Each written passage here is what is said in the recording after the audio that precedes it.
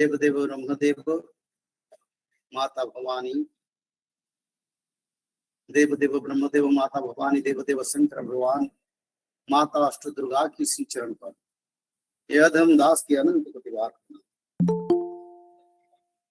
33 करोड़ देवा देवी, यज्ञ गंधर्व समस्त देवता,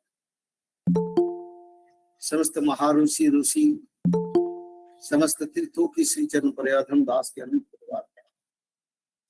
भारत की और विश्व की सभी सनातन धर्मी पवित्र सज्जन संत पवित्र मानव को मेरा स्वागत।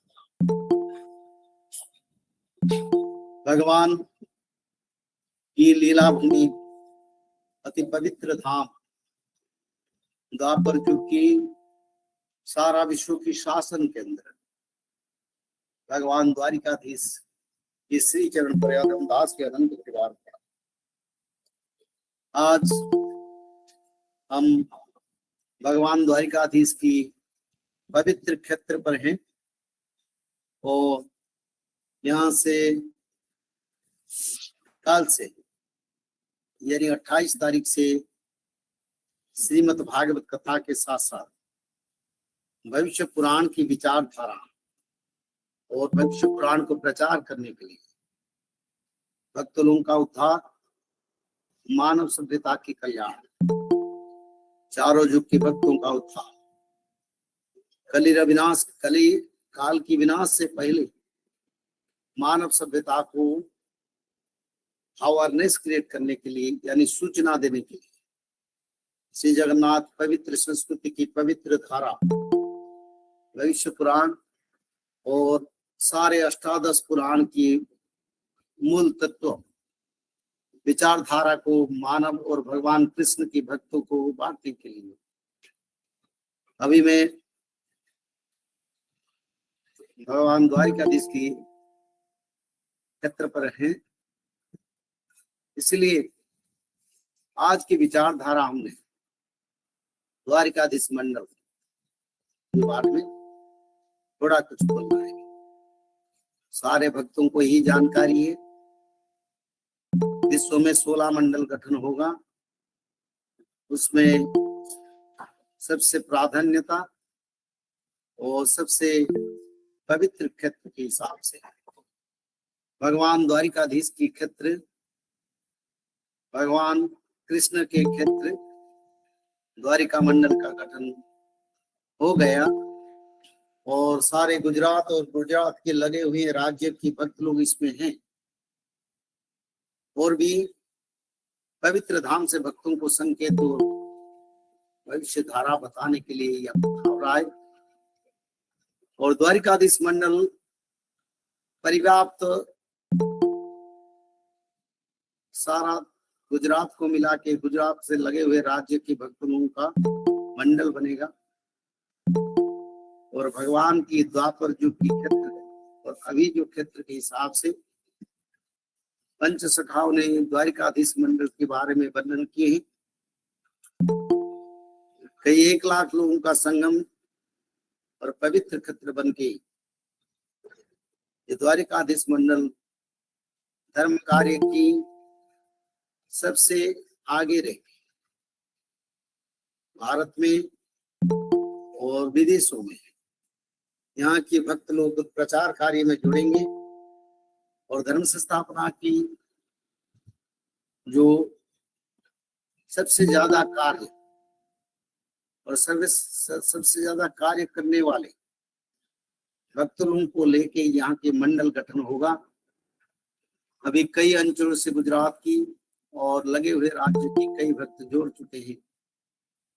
भविष्य पुराण की पवित्र धारा सुधर्मा महामहा संघ विश्व सनातन धर्म के साथ अगले समय एक स्वतंत्र मंडल यानी भगवान ने जितने भक्तों का संख्या लिखे है वही संख्या पूर्ण होगा और बीच धर्म संस्थापना आगे बढ़ता जाएगा और भक्त लोगों का भी उद्धार होगा। ये मंडल की अधीन में जो भक्त लोग रहेंगे धर्म संस्थापना के समय पर सभी भक्त लोग इस मंडल में एकत्रीकरण होकर भगवान कल्कि का आराधना पूजा और प्रभु के नाम भजन करके कली कलम से उद्धार होके फिर सत्य युग को जाएंगे।